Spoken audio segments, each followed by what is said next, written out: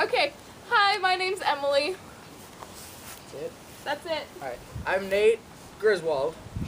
And what grades are you in? Oh, Right. I'm a junior. And I'm in 8th grade. All right, I'm going to ask you some true-false questions about being gifted. And I just want to know first if you think it's true or false, and then I want you to explain your answer. Okay? So, gifted students are well-rounded. Well-rounded meaning? That they do a lot of things other than just school. I think that's true for most gifted students, but then there's the select few that only focus on school, and then they don't have anything else in their life, which is kind of sad. Yeah, like a bunch of my friends, they're in advanced classes. They're in advanced classes. They play sports. They're in orchestra. Like, they do it all. Okay? Yeah. So you think that's normal for gifted For kids? most people, yeah. For most gifted kids. There's the select few. All right. You know, 1 or 2 in each class. Okay. So the next question is, gifted students are better off if they spend the entire day with heterogeneous classmates. Definitely not. Those classes are the most annoying things on the planet 'Cause to have nobody to deal cares. with. To have to deal with as an advanced child. Because there's because nobody else cares as much as you do, and then you're just sitting there by yourself, the only one answering questions, the only one doing your work. Everyone else is just talking and distracting you. So you pass, but it's Yeah. very fun. Exactly. So do you think gifted students always try harder? No. No. Most. Then there's the ones that are kind of forced in there, like, hey, you passed the test, you're smart. And then they're like, I don't want to be smart. So they kind of just sit there. Okay. But they're smart, so Yeah. They are smart, they just don't show don't want it. to put the effort in. So that leads me to the next question, that gifted students are perfectionists. No. Not all of them. No. These questions, they're all like, you know, some of them not. It all just depends. Yeah, because there's those that, like, pass the test, they get in, but they don't really want to, so they don't do anything. Yeah. But then there's those kids that school is their entire life. They don't have time to do anything else because they're so focused on school. So obviously they're perfectionists. I mean, the ones that strive for 100% in each class rather than just a regular A. So do you think that teachers expect you to be a perfectionist if you're gifted? Do you think that they think that only the perfectionists are truly gifted? Because they're always the ones that say, like a bunch of people in my class, they're like, I don't even know why I'm here, I'm not that smart. And they're like, yes, you are, you just have to do the work. You know, they know that they're not perfectionists, but they try to make them. You know, they try to make them better. Okay. Make them better.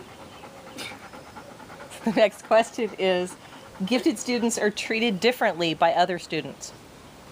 In a way, but not like bullying way.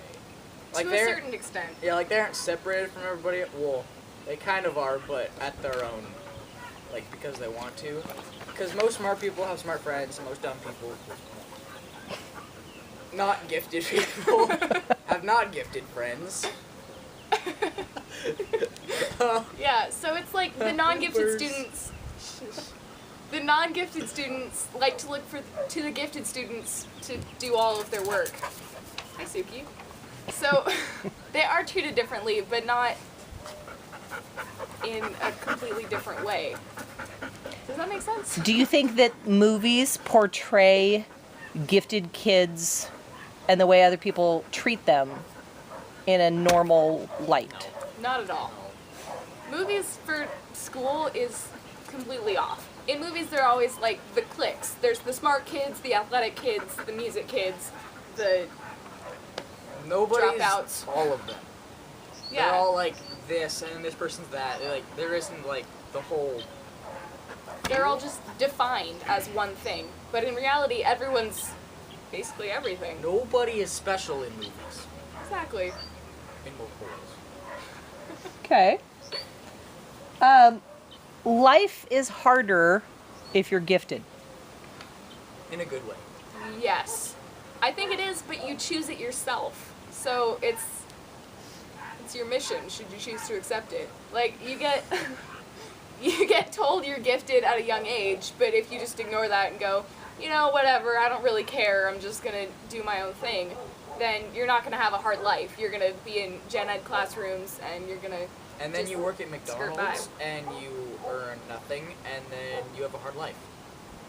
So when you say right now that So it's easy right now, so people choose that, but in the future, it's going to be really hard for them, and it's gonna suck. so you're saying being gifted is harder right now because you're choosing harder classes. Yes. Which will benefit us later. Okay. So if you had to choose, would you rather be gifted or not gifted? Gifted. Definitely gifted. Why? Non-gifted people, they... How do you say this? I feel like they have to Annoying. worry more about their grades and about graduating high school and all that stuff that gifted kids just kind of take for granted. Like, we don't even have to worry about that. We don't have to worry about our grades because we know we've studied and done well and we did our projects and we turned everything in. So it's okay. So what about the gifted kids who are underachievers? Why do you think that happens? Because they're naturally smart. Like they are naturally smart, so they get put into the classes, but they don't want to be, so they don't try.